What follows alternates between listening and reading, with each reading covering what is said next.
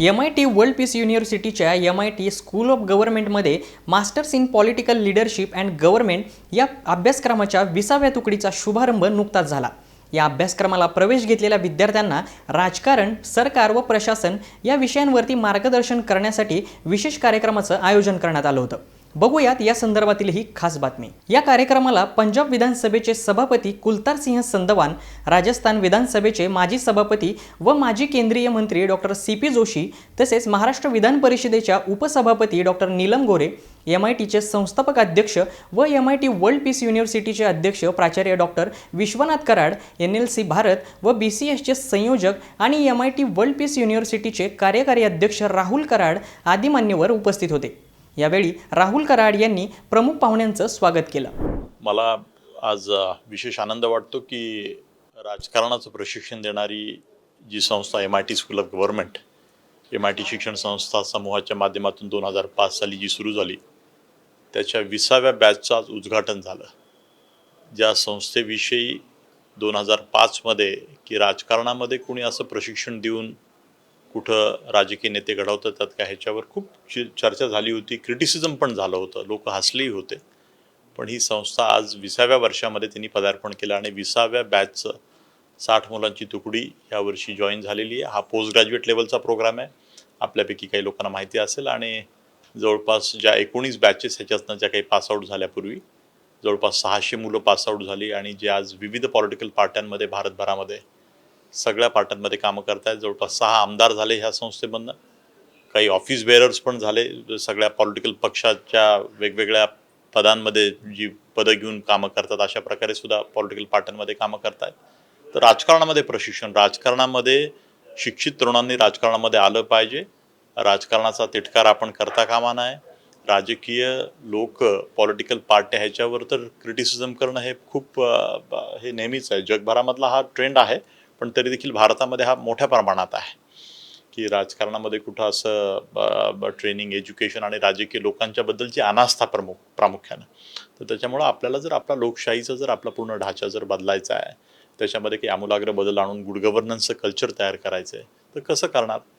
तर म्हणजे चांगली, बाबासाहेब आंबेडकरांनी म्हणलेलं आहे, तुम्हाला माहिती असेल की चांगली लोकशाही तुमचं जी आहे तर ती जर लोक जर चांगली नसतील तुमची, तर तुमचं किती चांगलं कॉन्स्टिट्यूशन असलं तरी त्याचा उपयोग नाही। त्याच्यामुळे लोक तुमची चांगली असली पाहिजेत, तर नाही तर किती सुंदर कॉन्स्टिट्यूशन लिहिलं तर त्या कॉन्स्टिट्यूशनचं वाटोळं होऊ शकतं जर चांगले राज्यकर्ते जर नसतील, चांगले जर लीडर्स नसतील। तर त्या भूमिकेतनं इथं असा एक नम्र प्रयत्न गेले 20 वर्षापासून होतोय, ज्याच्या माध्यमातून MIT स्कूल ऑफ गव्हर्नमेंटच्या माध्यमातून भारतीय छात्र संसद युवकांसाठी एक प्लॅटफॉर्म, युथ पार्लमेंट सारखा सुरू होण्यात आला, महिलांसाठी नॅशनल विमेन्स पार्लमेंट सारखा एक प्लॅटफॉर्म उभा केला, राष्ट्रीय सरपंच संसद नावाचा एक दुसरा प्लॅटफॉर्म की सरपंचांचं कॅपॅसिटी बिल्डिंग कसं करता येईल।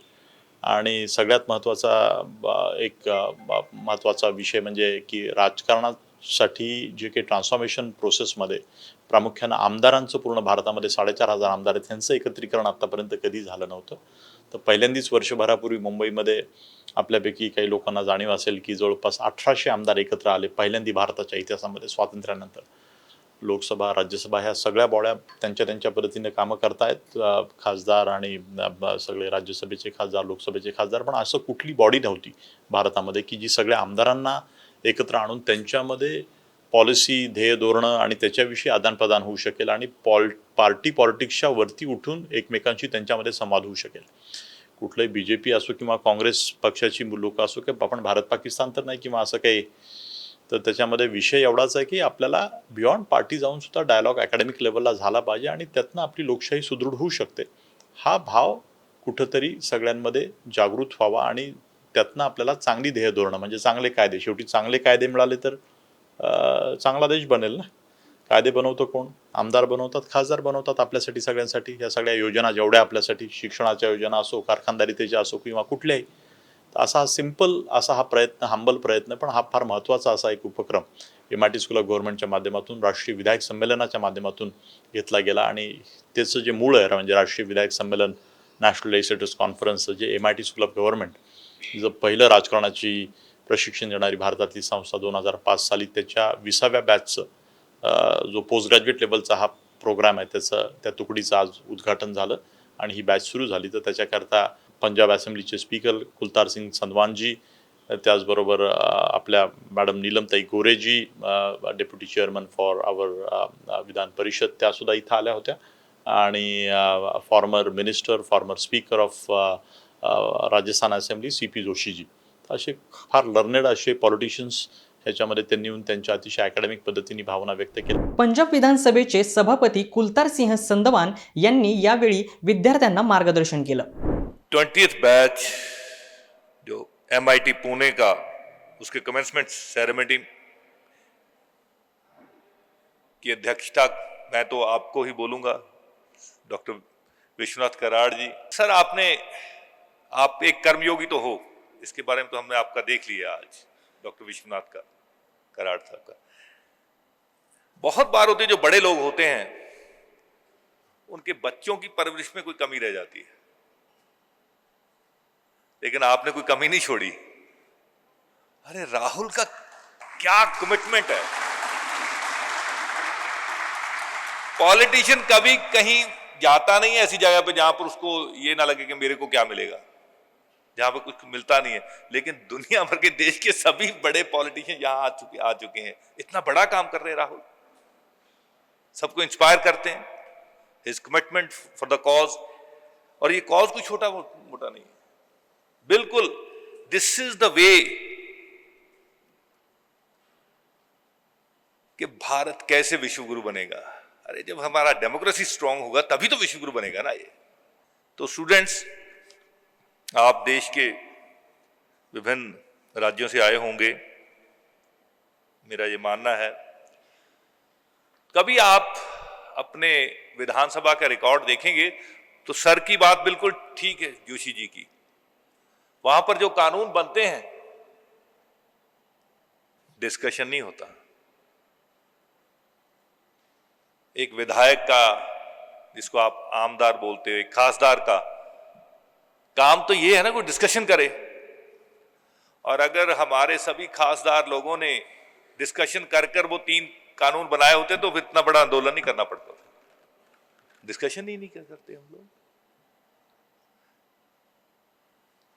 डिस्कशन कैसे हो, मेरा ख्याल है इस इंस्टीट्यूट का बहुत बड़ा रोल है इसमें. मैं डिफरेंट स्कूल्स में जाता हूं, कॉलेजेस में जाता हूं, तो वहां पर डॉक्टर्स होते हैं, इंजीनियर्स बन रहे होते हैं बच्चे, लॉ इंस्टीट्यूट होते हैं. तो मैं वहां पर जाके एक सीधा सा सवाल करता हूं, भाई ये जो लंबा सा आदमी आपके सामने खड़ा है, इसका डेजिग्नेशन क्या है? तो सभी बोल देते हैं स्पीकर. तो मैं उनसे पूछता हूं उसका काम क्या है, तो किसी को मालूम नहीं होता. मेरा ख्याल है यहां पर बैठे को तो सबको मालूम है ना, what's the job of speaker. ये जरूरी है. पॉलिटिक्स, राजनीति एक ऐसा शोबा है जिसका सबसे ज्यादा असर हमारे जीवन पर पड़ता है, हमारे समाज पर पड़ता है. लेकिन कोई भी अच्छा डॉक्टर, उसको पॉलिटिक्स का नहीं पता, इंटरेस्ट नहीं है उसको. कुछ जिसकी अच्छी प्रैक्टिस चलती है, 90% जो हमारे वकील हैं वो भी जो बच्चे हैं, मतलब कॉलेजेस में हैं, उनको पॉलिटिक्स का नहीं पता. कोई अच्छा बिजनेसमैन है, उसके बच्चों को पॉलिटिक्स का नहीं पता. अरे यार, पॉलिसियां तो पॉलिटिशियन नहीं बनानी है, पॉलिटिक्स के थ्रू आनी है.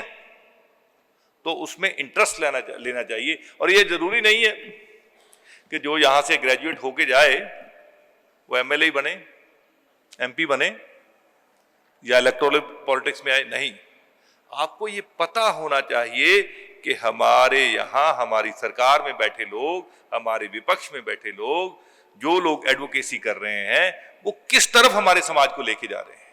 मेरा ख्याल है ये आपका ध्येय होना चाहिए, ये आपका गोल होना चाहिए.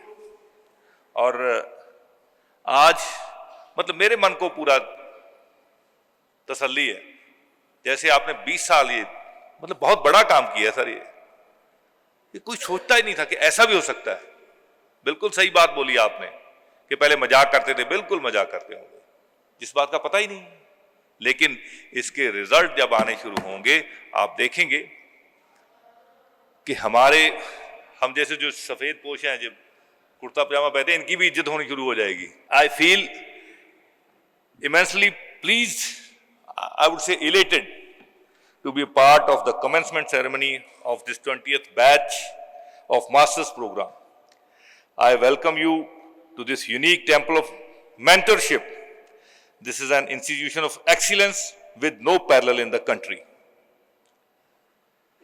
For decades, there had been a common wish that there should be an institution at par with other professional institutions to educate, train, and produce qualified leaders for the country. So, इसके लिए आपको बहुत बधाई, बहुत बधाई, बहुत बधाई। MITचे संस्थापक अध्यक्ष आणि MIT वर्ल्ड पीस युनिव्हर्सिटीचे अध्यक्ष प्राचार्य डॉक्टर विश्वनाथ कराड यांनी देखील उपस्थितांना मार्गदर्शन केलं. Had to leave Dr. Neelam Gore, madam, and my learned friends sitting in the audience. I can only say it truly fills my heart with a sense of pride and pleasure when just I had the fortune of listening to my esteemed friend and a brother, Kultar Singh Sahab and Joshi sir. It's not a question of praise, but I am reminded of my own duty, own commitment. And after 20 years of history, when one of the great person of India, Honorable T.N. Session साहब, उनकी याद आती है, और दूसरी है the Vice President of India at that time, Bhairav Singh Shekhawat साहब. पता नहीं, लेकिन यही वो दिन है जो भैरव सिंह शेखावत साहब के घर पर वाइस प्रेसिडेंट ऑफ इंडिया, मेरे एक दोस्त थे रेलवे मिनिस्टर दिग्विजय सिंह साहब, उनके घर पे यह प्रोग्राम हुआ था पहला, the inauguration of starting this MIT school of government. बड़ी लंबी कहानी है. राहुल इंग्लैंड गया, he went to Kennedy School of Government, Harvard. When he came back and this very word was uttered by them, the School of Government, and it was the subject of ridicule that time, I still remember. But it was the greatest good fortune for all of us that Honorable Bhairav Singh Shekhawat Sahab, through Mr. Digvijay Singh and some other people like Dr. Vijay Bhatkar, the Param supercomputer scientist, we had the good fortune of inaugurating this very session. And possibly today we are the 20th batch or the 20th entry of some new students. Thank you so much for my teachers. Maharashtra विधान परिषदेच्या उपसभापती नीलम गोरे यांनी राजकारणात येताना सरकार आणि प्रशासन समजून घ्यावं असं सांगितलं. तो जब भी मैं यहाँ आती हूँ तो बहुत अच्छा लगता है कि master in political leadership and government इसको 20 साल हो गए हैं. मुझे अभी भी वो दिन याद है कि राहुल जी हमारे घर आए थे और उन्होंने ये सब कल्पना की थी. और जैसे कि फिल्म में बताया कि शुरुआत में तो उपेक्षा होती है, उपहास होता है और बाद में धीरे धीरे उसकी स्वीकृति होती है. और जिस शहर में आप पढ़ने के लिए आए हैं पुणे में, तो पुणे संस्कृति की राजधानी तो है. पुणे जितना आसान है उतना कठिन भी है, क्योंकि पुणे में शुरुआत में आपको लगेगा कि क्या शहर में हम आए हैं, क्योंकि यहाँ का हर व्यक्ति विद्वान है, हर व्यक्ति विद्वान है. मैं अच्छी भूमिका से कहती हूँ. और वो हर व्यक्ति विद्वान है और वो आपको भी विद्वान बनाना चाहता है. तो आप रास्ता भी पूछेंगे तो वो आपको विद्वान बना देगा कि आपको कैसे कोथरूड तक पहुंचना है. लेकिन एक बार पुणे में जिसको यश मिलता है उसको महाराष्ट्र में नहीं, पूरे हिंदुस्तान में और पूरी दुनिया में यश मिलता है. इसका एक उदाहरण MIT का है. पुणे में आप आए हैं, बहुत ही आपका भविष्य अच्छा है मैं ज़रूर कहूँगी, क्योंकि बहुत अच्छी फैकल्टी इस इंस्टीट्यूट में आती है. और जिस तरीके से नेशनल लेजिस्लेटिव हमारी कॉन्फ्रेंस का प्रोग्राम हुआ, उसमें पूरे हिंदुस्तान से तो लोग आए थे, लेकिन दुनिया भर से लोग आते हैं.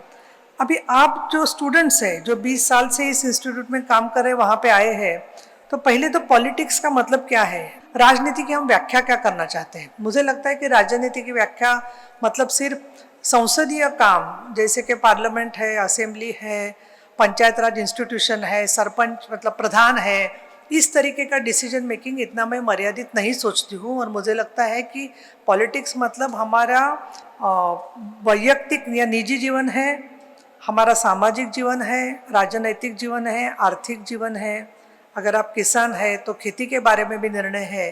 तो सब हमारे जीवन से संबंधित जो विषय है उसमें निर्णय करने का अधिकार और निर्णय करने का आत्मविश्वास जिससे मिलता है उसका मैं राजनीति करके व्याख्या करती हूँ। मेरी जो, क्योंकि सिर्फ पार्लियामेंट्री पॉलिटिक्स काफ़ी नहीं है। मैं जिस संगठन से आई वो नॉन पार्लियामेंट्री पॉलिटिक्स में काम करने वाला विद्यार्थी संगठन था। और पहले तो लगता था कि पॉलिटिकल पार्टी में जाना ही नहीं चाहिए क्योंकि पॉलिटिकल पार्टी में सभी लोग करप्ट होते हैं, पॉलिटिकल पार्टी में ऐसा होता है वैसा होता है। लेकिन धीरे धीरे समझ में आया कि अगर हमको पॉलिसी लेवल पे परिवर्तन लाना है तो पार्टी पॉलिटिक्स ज्वाइन करने के बजाय कुछ हम काम नहीं कर सकते हैं। दूसरी बात जो है कि हमको ये समझना चाहिए कि आप कौन से गांव से आए हैं, कौन से स्टेट से आए हैं, क्योंकि जो परिस्थिति चेन्नई में होगी वही परिस्थिति नॉर्थ ईस्ट में होगी, ऐसी बात नहीं है। लेकिन सबको जोड़ाने वाला एक धागा है और उसमें मैं समझती हूँ कि हमको एक कुछ हमारी परंपरा के साथ भी कुछ बातें हमारे भारत के इतिहास में हमारे साथ में वो पूरा बोझ या जिम्मेदारी लेकर हम यहाँ तक पहुँचे हैं। और एक तो पहला है कि historical systems regarding caste, class and patriarchy, मतलब पुरुष प्रधानता भी है समाज में, जातिवाद भी है और आर्थिक या गरीब इसके मुताबिक होने वाली विषमता भी हमारे समाज में काफ़ी है। तो इसके लिए मानव अधिकार के बारे में हमको बहुत पहले कदम पे मानव अधिकार के बारे में सोचना है कि हर व्यक्ति के ह्यूमन राइट्स के बारे में हम लोग क्या सोचते हैं। यावेळी राजस्थानचे विधानसभेचे माजी सभापती सीपी जोशी यांनी विद्यार्थ्यांना मार्गदर्शन केलं। हम जिस देश में 75 साल के बाद जिस पार्लियामेंट्री डेमोक्रेसी को हमने अडॉप्ट किया है पॉलिटिकल गवर्नेंस के लिए, उस पॉलिटिकल पार्टी के गवर्नेंस में 3 आधार स्तंभ थे, लेजिस्लेटर, एग्जीक्यूटिव एंड जुडिशरी। और लेजिस्लेटर का फंक्शन ही नहीं है तो फिर हम काय को वोट डलवा रहे हैं, काय को डेमोक्रेसी, काय को इतने करोड़ रुपए खर्च करा रहे हैं। ये मोटे प्रश्न है जिसको नए बच्चों को समझने की जरूरत है। यदि हम जो आज इस स्कूल में पढ़ने का, मैं राहुल जी को धन्यवाद देना चाहता हूँ। The plenty of space is available to every political activist, but he or she has to decide it, which philosophy you subscribe, which ideology you subscribe, and then you, if you're qualified, you have much scope to grow up to top of the political party. So one of the important thing I'll stress upon this, be a good educator, subscribe the ideology, you may subscribe BJP, Congress, whatever you want to decide it. But if you subscribe the ideology, then nobody can stop you to have your education, schooling from this institution, and working hard for that philosophy, ideology, you will be on top of your political party. Doctor Parimal Maya Sudhakar यांनी या meet सॉकच्या स्थापनेची पार्श्वभूमी सांगितली। Doctor RM Chitnis यांनी विचार मांडले। भारत दुनिया का सबसे बड़ा लोकतंत्र और NLC भारत देश का सबसे बड़ा गैर राजनीतिक मंच। शक्तिशाली लोकतंत्र के लिए राहुल कराट का सार्थक कदम। मुंबई में हुआ ऐतिहासिक प्रथम राष्ट्रीय विधायक सम्मेलन।